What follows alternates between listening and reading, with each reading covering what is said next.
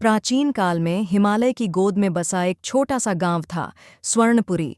गांव अपनी सुंदरता और शांति के लिए प्रसिद्ध था, लेकिन एक काली छाया इस गांव पर मंडरा रही थी।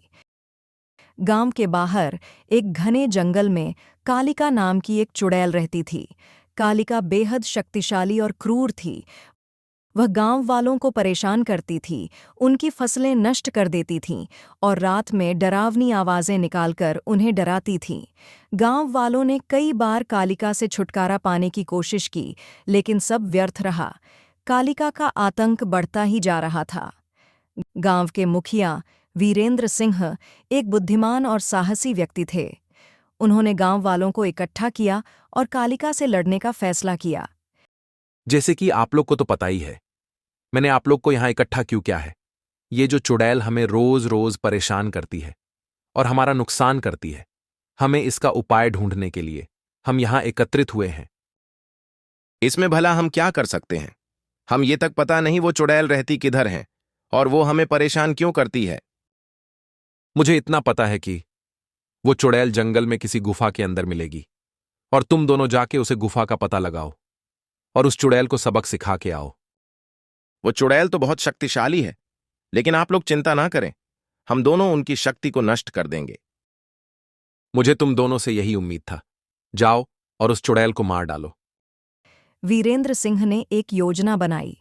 उन्होंने गांव के सबसे बहादुर युवाओं को चुना और उन्हें कालिका के ठिकाने का पता लगाने के लिए भेजा।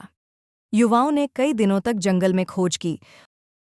अरे भाई, ये गुफा तो मिलने का नाम ही नहीं ले रहा है। लगता है आज भी खाली हाथ जाना होगा। नहीं भाई, आज तो ढूंढ के रहेंगे। आज तो उस चुड़ैल का खैर नहीं। दोनों युवा रात भर जंगल में इधर उधर ढूंढते रहे। आखिरकार उसे गुफा मिल ही गया। देखो, आखिरकार हमने चुड़ैल की गुफा ढूंढ ही लिया। अब गुफा के अंदर जाना है और चुड़ैल को मुंह तोड़ जवाब देना है। तुम्हें क्या लगता है, हमें चुड़ैल अंदर मिलेगी या फिर ये वो गुफा नहीं है जो हम ढूंढ रहे हैं? मुझे तो यही गुफा लग रहा है। चलो अंदर जाकर देखते हैं। अगर चुड़ैल हमें नहीं मिला तो आज भी खाली हाथ घर जाना पड़ेगा। दोनों युवा गुफा के अंदर घुस गए और चुड़ैल को ढूंढने लगे। ये किस तरह का सुरंग है? खत्म होने का नाम ही नहीं ले रहा। मुझे आभास हो रहा है चुड़ैल हमारे आसपास ही है।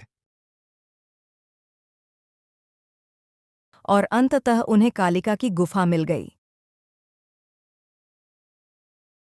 तुम लोग कौन हो और यहाँ क्या कर रहे हो? हम पास के गांव से आए हैं। तुमने जो हमारे गांव की हालत की है, उसका बदला लेने आया हूं। तुम लोगों को कोई नहीं बताया क्या मैं कितनी शक्तिशाली हूँ? तुम दोनों को मैं एक झटके में मार सकता हूँ। अगर तुम दोनों अपनी भलाई चाहते हो तो यहाँ से चले जाओ। हम तुम्हें मारने के बाद ही जाएंगे। तुम लोग ऐसे नहीं मानोगे। तभी चुड़ैल अपनी जादुई शक्ति से दोनों युवा पर हमला कर देता है और उन दोनों को गुफा के बाहर पहुंचा देता है। हमने जितना सोचा था उससे ज्यादा शक्तिशाली हैं। अब क्या करें? फिलहाल हम गांव चलते हैं और वहीं इसका हल ढूंढते हैं।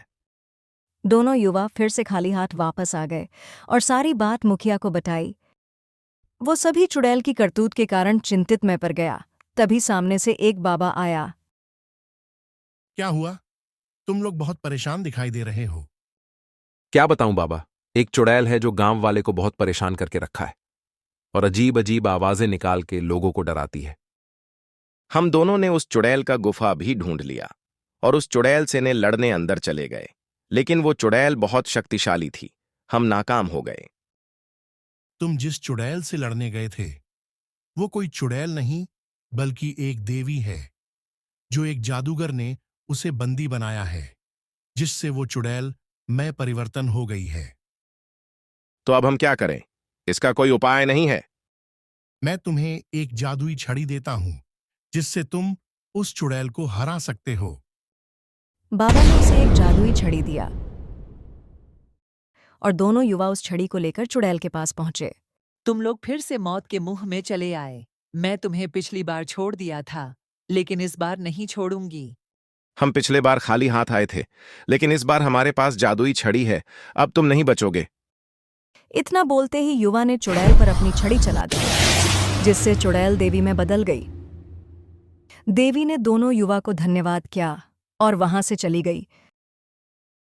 दोनों युवा ने ये सारी बात गांव वाले को बताई और खुशी खुशी रहने लगे।